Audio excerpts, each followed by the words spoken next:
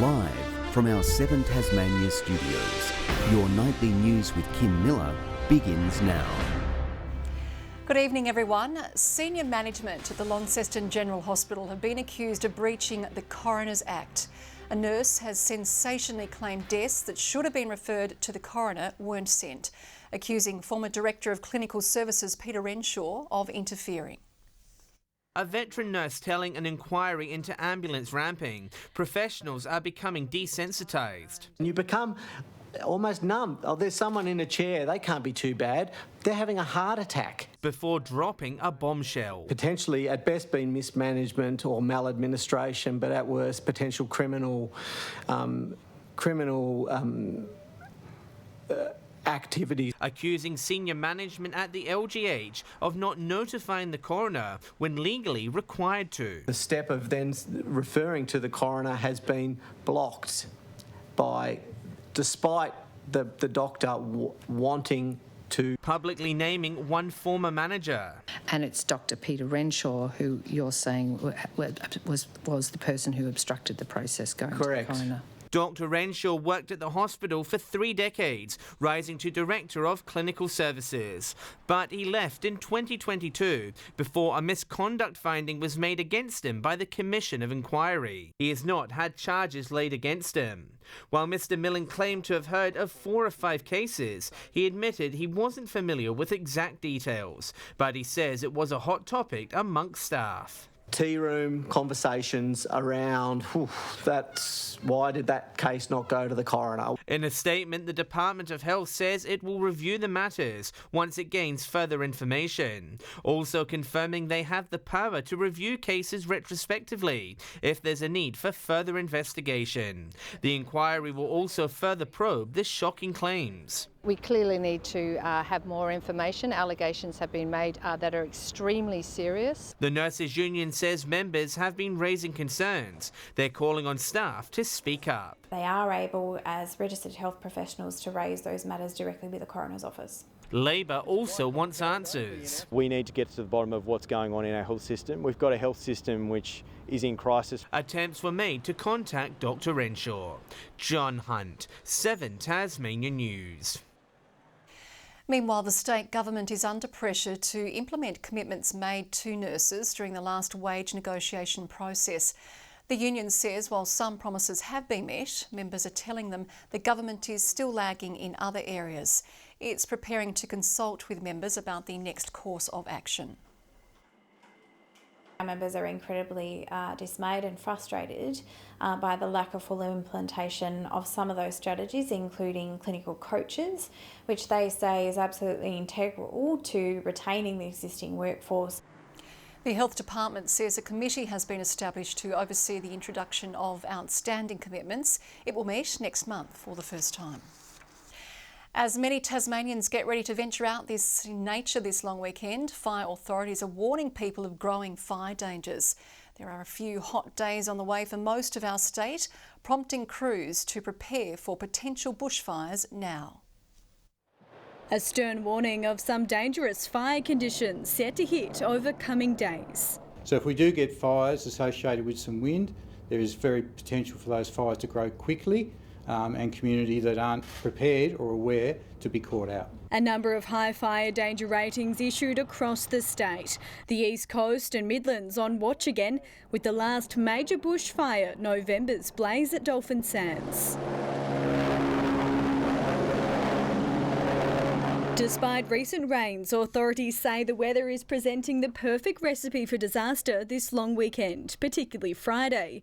Everywhere from King Island to the upper Derwent Valley could be in the firing line. We've just come through some moderate fire weather. We've had quite considerable rain across the state. But on the back of that, the fine fuels across the state are also totally cured now. Crews say they're prepared, the TFS teaming up with Parks and Wildlife and Sustainable Timber Tasmania. Have a interagency approach to fire in the landscape, so regardless of where a fire starts, the agency in the best position to respond will do so to get that fire under control quickly. Authorities are warning campers to check campfire restrictions before headed to our natural parks and reserves, with warnings and notifications to be found on the Parks and Wildlife Service website. Yeah, we ask all our campers to leave no trace. So basically come and enjoy our parks and then take your rubbish with you and not light campfires. Crews now calling on Tasmanians to be prepared early to make sure their long weekend remains a safe one. Ruby Cairns, 7 Tasmania News. Dates for Dark Mofo's Winter Feast and the Nude Solstice Swim have been locked in for this year, despite the full festival schedule taking a break. Those looking to celebrate the return of daylight after our darkest winter night can do so at Sandy Bay's Long Beach on June 21.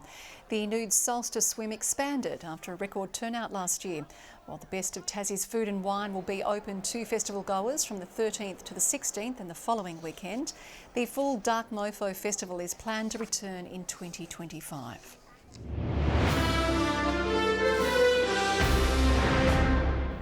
St David's Cathedral in Hobart is expected to pack out tomorrow night, with the Tasmanian Symphony Orchestra set to perform their season opener event. Final rehearsals got underway this afternoon with the brass and percussion musicians preparing to play both modern and some classic songs. It's a great space to play in. We can hear each other, but it just reverberates through the entire space. And also when you're in the audience, it'll reverberate through you as well, so you get to really feel the music. Performers adamant the show can be enjoyed by all, musically gifted or not. The state government is keen to make it easier for major renewable energy projects to put down roots in Tasmania. Today, unveiling a new program to streamline the approvals process to attract proponents to invest in the state's energy sector. Keen to sell Tasmania to the rest of the world as a renewable energy powerhouse, the Rockcliffe government revealing a new tool in its armoury to attract more business to the state. Providing a cross-agency whole of government coordination facility. We know that it's not just in the energy space that we need to find approval pathways for these big complex projects. They have impacts across a range of government departments. The Renewable Energy Approvals Pathway, or REAP, is designed to ensure a speedy and ongoing expansion of the sector while also luring more projects to Tasmania. It's part of an ambitious and legislated target to increase renewable energy generation to 200% by 2040. Choosing the Duckreach Power Station to make today's announcement was a strategic move by the state government, keen to showcase Tasmania's legacy in hydroelectricity and renewable energy more generally.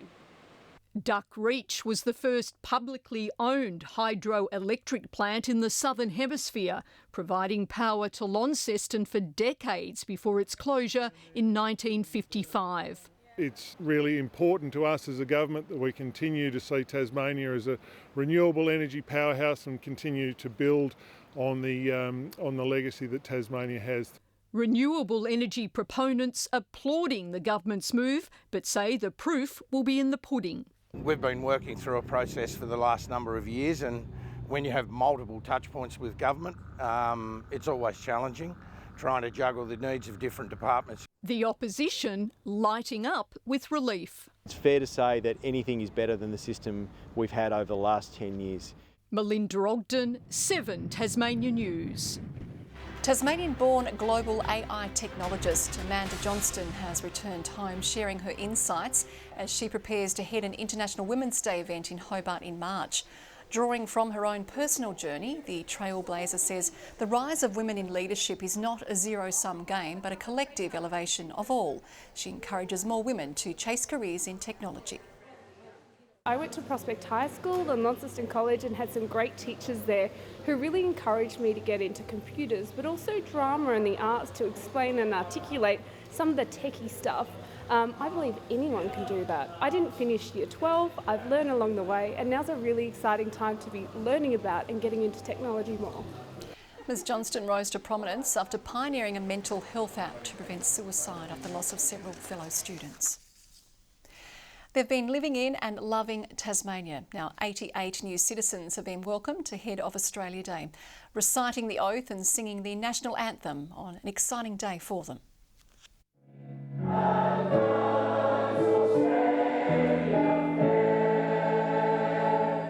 Certificates in hand, it's a proud day for these freshly minted Australians. I was very nervous yesterday. It's a big step, but yeah, I was all geared up and really excited today. Nor moved from Singapore with her daughters 5 years ago. I know everyone here because Launceston isn't too big, so you're kind of close with everyone. Coming from 22 countries spanning every continent, many have lived in Tasmania for years. Yeah, excited day for me, yeah, definitely, for me and for my family as well. I came here on a student visa and I studied, and then I moved from Melbourne to Tassie, but Tassie is, yeah, it's a home, yeah. It's given me everything, yeah. Some, like 9-year-old Ahmed, were born here, becoming citizens alongside their families. You really like living here? Yeah, kinda. Yeah, kinda. Just not the bugs. The poison bugs is too dangerous. Their citizenship's made official by Launceston's mayor. Our conferees today have become Australian citizens. It doesn't mean that they leave their cultures behind, and we get to continue to celebrate that. We see it through our food, through our art, through our music. Nick Kelly, 7 Tasmania News.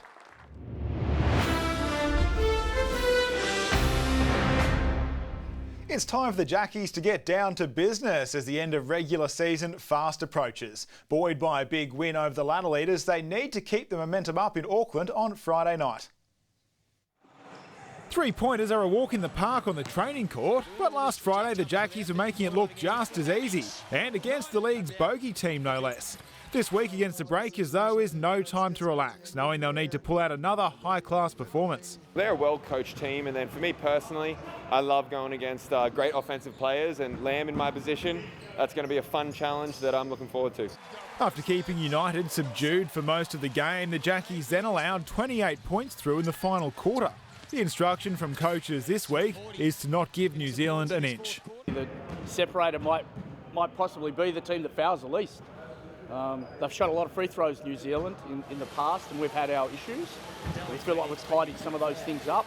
It's must-win for the Breakers, sitting just outside the finals bracket. But the Jackies can't afford to lose either. If we drop this weekend, who knows where it could go. That's how close this is right now. So we've got to keep winning some games, and push comes to shove, it's going to come down to that last game at home, and there's going to be something on the line. Luckily, McVeigh is ready to fire. I feel like I'm playing some pretty good basketball right now. Mentally, I'm feeling great. Physically, my body's the best it's ever felt. Lindisfarne has taken out the CTPL Junior T20 title with a win over Glenorchy in the under-18s final. After setting a target of 104, Glenorchy couldn't defend, Lindisfarne passing the score with 3 overs remaining. Tiger Amy Smith was supposed to be playing for the Governor-General's 11 against South Africa today, but instead she's in Hobart, sidelined with a stress injury to her neck.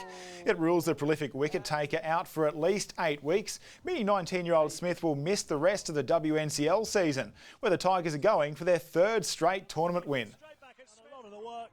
I really want us to go 3 times in a row, and I think we can. But yeah, flat that I can't be there, but I think with the team that we have, we can still go 3-peat. Smith's already looking beyond rehab, planning to sharpen up her batting to become a genuine all-round threat. Keep an eye out for a Tasmanian playing an important role in tonight's Big Bash final. Hobart umpire Sam Nagowski will officiate tonight's match between the Sixers and Heat at the Sydney Cricket Ground. Good evening. Hobart and Launceston reached 28 degrees today, but cooler for Devonport and Burnie, 22 and 24 degrees. Temperatures did rise somewhere between 2 and 6 above average. Bushy Park 28, Flinders Island and St Helens 27, Friendly Beaches 25, Lowhead 23 and Strawn 22. A few showers did clear early to a mostly sunny afternoon as all that cloud moved off during the day. Low cloud set over the Victorian coast, unstable air and thick cloud is over the Pilbara region and pushing south from there. Low cloud now moving over the North Queensland coast and plenty over the top end too. Tomorrow a trough passes over Tasmania with high pressure centred over the Tasman Sea. A broad area of low pressure through the interior. A cyclone watch is on off the Queensland coast. West to northwesterly winds generally and up to 30 knots, a little lighter over the east with swells to 3 metres. Strong wind warning has been issued from Stanley to Wineglass Bay and from Tasman Island to Sandy Cape. Hobart tomorrow 25 and partly cloudy, a late shower possible for Cygnet, 25 the top as well, 25 for New Norfolk. Launceston 25 are mostly sunny, becoming windy for Devonport, fine though, and 23 and 26 the top for Campbelltown. Burnie expecting 22, showers increasing over Strawn, 21 the maximum, 22 for Smithton, a late shower.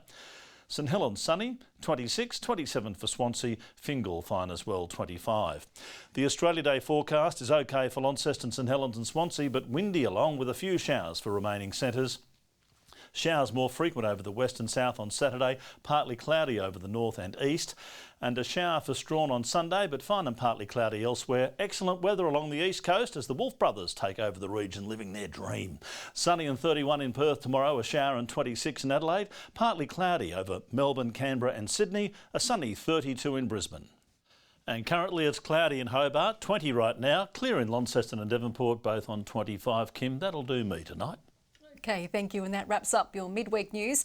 We head now to the cricket at the SCG in the Big Bash final between the City Sixers and the Brisbane Heat. Good night.